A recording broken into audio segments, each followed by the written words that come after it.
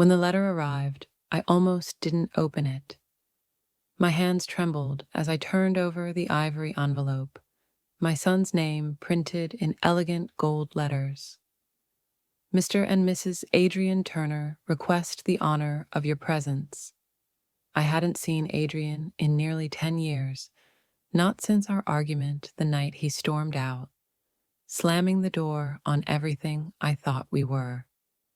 The wedding invitation felt more like a test than an olive branch. He was marrying a woman I had never met.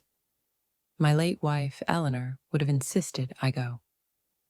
Family is family, she'd say, but family had fractured long ago. Still, when I saw the small handwritten note tucked inside, scribbled in crayon, it wasn't Adrian's handwriting. It read, "Grandpa, please come. I saved you a seat. Love, Oliver." My grandson. The one I'd only seen in photographs. That one note was enough. I decided to go. The day of the wedding, the sky looked like polished glass, clear and endless. I drove the old pickup Eleanor and I used to take on Sunday picnics. The engine coughed with each mile, like it too remembered better days. I hadn't been out of my small town in years, but the winding road toward the city made me feel alive again. Nervous, yes, but alive. As I drove, I thought about Adrian as a boy. His laugh, his scraped knees, the way he used to fall asleep in my lap after watching baseball. I thought about the night everything fell apart. A harsh word, a misunderstanding, pride on both sides. When Eleanor died, grief had twisted me into someone I didn't recognize.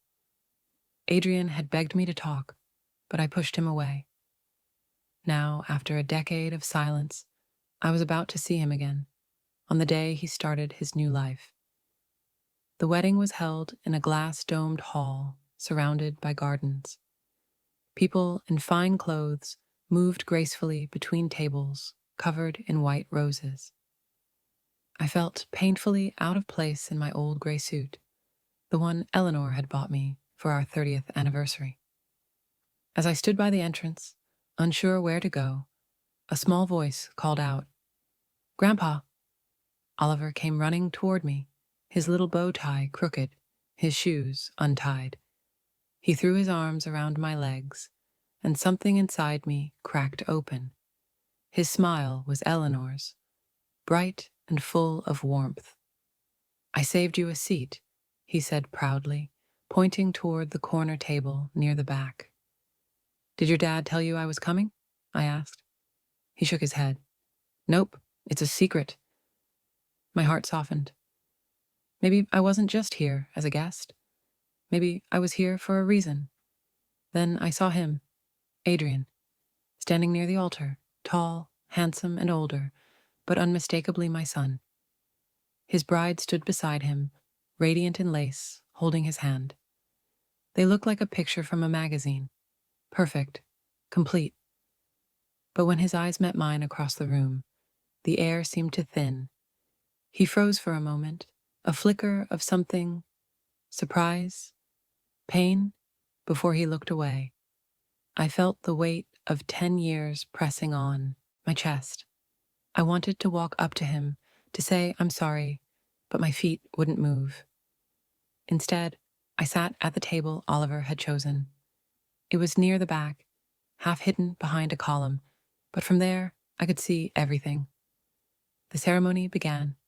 Music swelled. People smiled. I clutched Eleanor's locket in my pocket, whispering under my breath, "You'd know what to do, Elle." After the ceremony, laughter filled the hall. Guests clinked glasses, waiters served champagne, and I tried to blend into the background. Oliver sat beside me, swinging his legs. "Grandpa," he whispered, "I have a surprise for you later." "A surprise?" I smiled. "What kind?" He grinned, mischievously. "You'll see. Daddy doesn't know." Before I could ask more, a shadow fell across the table. Adrian stood there, holding 2 glasses of wine. "Dad." The word came out stiff, rehearsed. Adrian. For a moment, neither of us spoke. The noise of the reception blurred into a low hum. I didn't think you'd come, he said finally. I almost didn't. He nodded, jaw tight. Well, thank you for being here.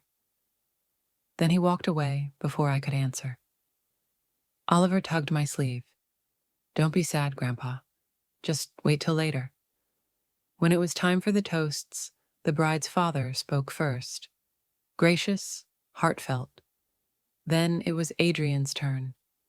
He thanked everyone, made a few jokes, and then his tone softened. There's someone here tonight, he said slowly, who I wasn't sure would come. Someone I haven't seen in a long time. But his being here means more to me than I can say. My breath caught. He lifted his glass toward the back of the hall, toward me. To my father, he said, for teaching me to be strong, even when we didn't understand each other. I hope today is a new beginning. The crowd clapped, oblivious to the storm rising in my chest. I tried to raise my glass in return, but my hand shook too much. When I looked down, Oliver was smiling up at me. See, Grandpa, I told you everything would be okay. As the music began, couples flooded the dance floor.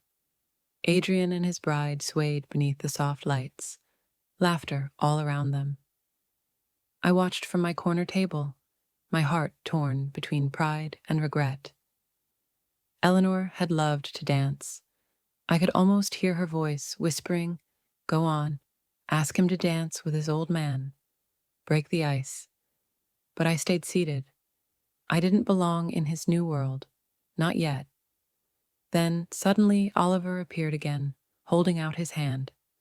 Come on, Grandpa, dance with me. The crowd chuckled as he dragged me to the floor. I moved awkwardly, but he didn't care. His laughter was contagious. When the song ended, Adrian came over. He knelt beside Oliver and smiled faintly. You're stealing the show, buddy. Then, for a heartbeat, his eyes met mine. There was no anger this time, only exhaustion, maybe even hope. Later that night, as the music faded, I slipped out to the garden for air. Fairy lights glowed across the hedges, and laughter drifted from the hall. I sat alone on a bench, staring at the sky. A memory surfaced. Adrian, as a teenager, storming out after our last argument. You always think you're right, he'd yelled. I just want what's best for you, I'd shouted back. We never spoke again after Eleanor's funeral. Pride had stolen a decade from us. Grandpa? I turned. Oliver was there again, holding something behind his back. Dad said you liked stars, he said shyly. Mom helped me make this. He handed me a small wooden box. Inside was a tiny glass dome with a glowing star carved inside. On the base, in crooked letters, it read, For Grandpa, so you never sit in the dark. My eyes stung. Thank you, Ollie. He smiled. You'll need it soon. Later that evening, Oliver climbed onto the chair beside me again, eyes wide with excitement. Grandpa, he whispered, it's time for your surprise. What surprise, kiddo? I chuckled. He pointed under the table. Look underneath. I frowned, confused, but leaned down. There, taped to the bottom of the tablecloth, was a folded envelope. My name was written on it in Adrian's handwriting. I hesitated before opening it. Inside was a letter. Dad, if you're reading this, it means you came. I didn't know how to talk to you in person, so I wrote this instead. I've missed you. I was angry for a long time, but I understand now. You were hurting too. I just wish Mom could see us both here today. I hope we can start over. I'd like Oliver to know the man who taught me everything good about being a father. My vision blurred. Tears slipped down my cheeks as I folded the letter back. I looked at Oliver, who was grinning proudly. "Dad said you'd find it," he whispered. "He wanted you to smile again." I stood slowly, my heart pounding. Across the room, Adrian was talking with guests near the cake table. For a moment, I almost turned away. But then I saw Eleanor's locket glinting in the candlelight. I walked toward him. When he noticed me, his expression faltered. Surprise, then uncertainty. I held up the letter. "You always did find better words on paper," I said, my voice trembling. He smiled faintly. "Guess I got that from Mom." We stood there for a moment, 10 years of silence between us. Then, before I could think, he stepped forward and hugged me. It wasn't long or dramatic, just real, heavy with forgiveness. Oliver clapped his hands. "Told you it'd work." After the hug, something shifted in the air between us, like a storm finally breaking after years of tension. Adrian wiped his eyes quickly, pretending not to. I didn't call him out on it. Pride still had its tiny claws in both of us. Then the band began to play a slow tune, Eleanor's favorite song, Moon River. Adrian looked at me, uncertain. "Mom used to love this one," he said quietly. "She did," I murmured. "We danced to it the night before our wedding." Without another word, he offered his hand. Not a handshake this time, a gesture of peace. We stood under the warm lights, surrounded by people who had no idea what was happening. We didn't dance perfectly. I stepped on his foot once. He laughed. For the first time in years, it felt easy. Oliver watched us from the table, beaming. His little plan had worked. After the song ended, Adrian and I stepped outside to talk. The night was cool, stars glittering above the garden. He leaned against the railing, hands in his pockets. "I almost didn't invite you," he said honestly. "I figured," I said softly. "Didn't think I deserved to be here." He looked at me, eyes tired but gentle. "When Mom passed, I blamed you. I thought you pushed everyone away because you didn't care. But I see now, you just didn't know how to handle the pain." I nodded, my throat tightening. "You're right. I didn't. And I'm sorry. I should have been better. I should have been your father when you needed me most." Adrian exhaled slowly, eyes glistening. "Well, you're here now. That's enough." We stood in silence, the sound of laughter drifting from inside. Maybe, I thought, forgiveness doesn't arrive all at once. It blooms quietly, one word at a time. When we returned inside, Oliver was gone from our table. I scanned the room, no sign of his messy blonde hair. Panic pricked at my chest. "Where's Ollie?" I asked. Adrian looked around, frowning. "He was supposed to be with my sister." We searched between tables until a waiter pointed toward the side hall. "He went that way a few minutes ago. Said he had something important to do." We followed quickly.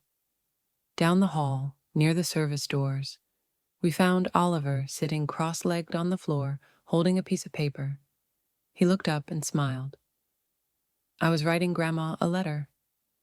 Adrian froze. "Grandma?" "Yeah," Oliver said simply. "I wanted to tell her we're happy again."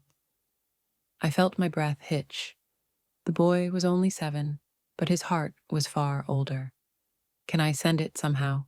he asked innocently. I knelt beside him. "You just did, kiddo," I whispered. Later that evening, when the guests began to leave, the photographer approached.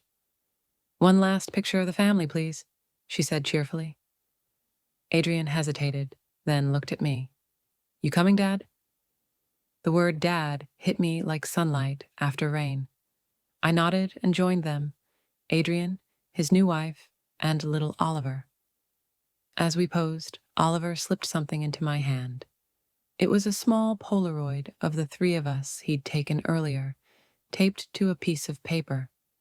At the bottom, in childish handwriting, it said, "Families break sometimes, but love always finds the cracks." I felt tears sting my eyes again. How could someone so small understand something so big? When the flash went off, I saw Eleanor's smile in my son's face. The past didn't disappear, but it didn't define us anymore.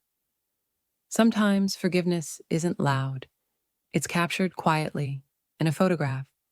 As the night wound down, the DJ played one last song. Couples swayed together, the lights dimming into a soft, golden glow. I was heading toward my seat when Oliver grabbed my hand again. "Grandpa," he whispered, "don't go home yet." "I wasn't planning to, kiddo." "No," he said more seriously. "Don't go home yet. Daddy and I have one more surprise." Before I could ask, Adrian called everyone's attention.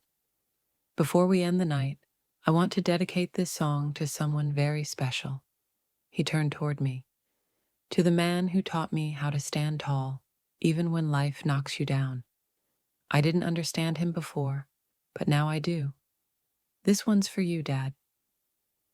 The song started, an old recording of Eleanor's voice singing at our 25th anniversary. I froze. Adrian smiled. "Oliver found the tape in your old boxes. We fixed it." Tears blurred my vision. It was like she was there again. The music played softly, and I could almost hear Eleanor's laughter between the lyrics. Then, Adrian handed me something small, a second envelope, yellowed with age. "Oliver found this too," he said. "It was in Mom's old jewelry box. She wrote it before she passed." My hands trembled as I opened it. "My dearest Charles," it began, "if you're reading this, I'm probably gone. Promise me you'll find your way back to Adrian. Don't let grief build walls between you two. One day, he'll need you more than he admits, and you'll need him too. I love you both, forever, El." The handwriting blurred as my eyes filled. I looked up, and Adrian was crying too. "She always knew," I whispered. "Yeah," he said softly. "She always did." For the first time since she'd left this world, I felt her presence, not in pain, but in peace. After the guests departed, Adrian and I stepped outside once more. The night sky stretched wide and clear above us, stars glittering like scattered promises. Oliver lay on the grass, pointing upward. "Grandpa, that one's Grandma's star," he said. "Which one?" I asked. "The bright one that doesn't blink. See it?" I smiled. "Yeah, I see it." He turned his head toward us. "She's smiling, Grandpa. She's proud of you and Daddy." Something in his voice made my chest tighten. Children have a way of saying things that feel borrowed from heaven. I sat beside him. "You know, Ollie," I said, "you're the reason this family found its way back." He shrugged. "Grandma told me to help." I blinked. "What do you mean?" He yawned. "In my dream. She said, 'Tell Grandpa to look under the table.' So I did." And just like that, the pieces fit together. That night, lying in the guest room Adrian had offered me, I couldn't sleep. I kept thinking about what Oliver had said. Tell Grandpa to look under the table. It wasn't just a child's game. It was Eleanor's message, carried through the lips of a boy she never met.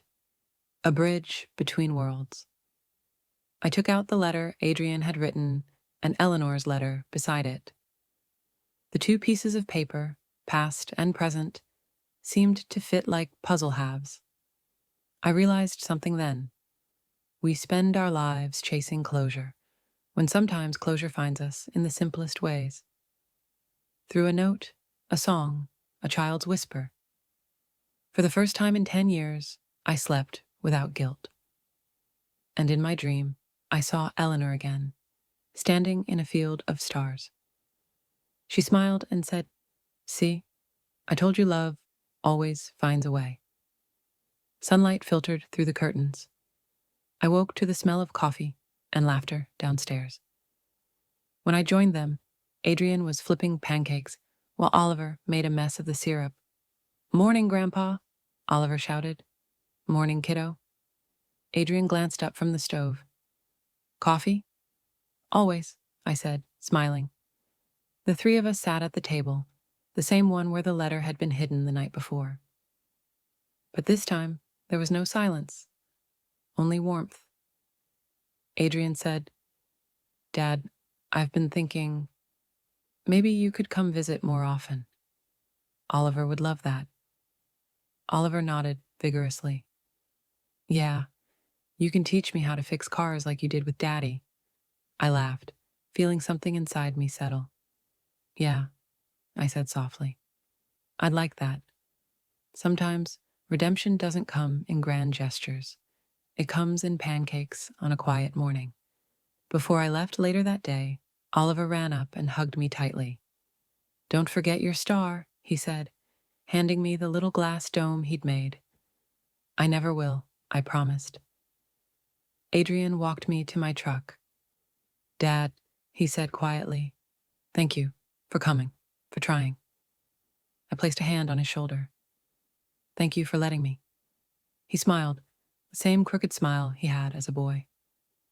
"Mom would be happy." I looked at him, at Oliver waving from the porch, and nodded.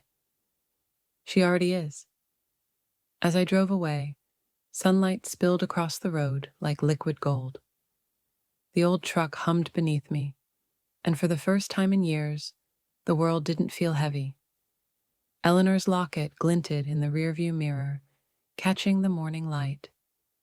Families break, hearts harden, but love, real love, waits patiently, even in silence. And sometimes, all it takes to find it again is a little boy telling you to look under the table.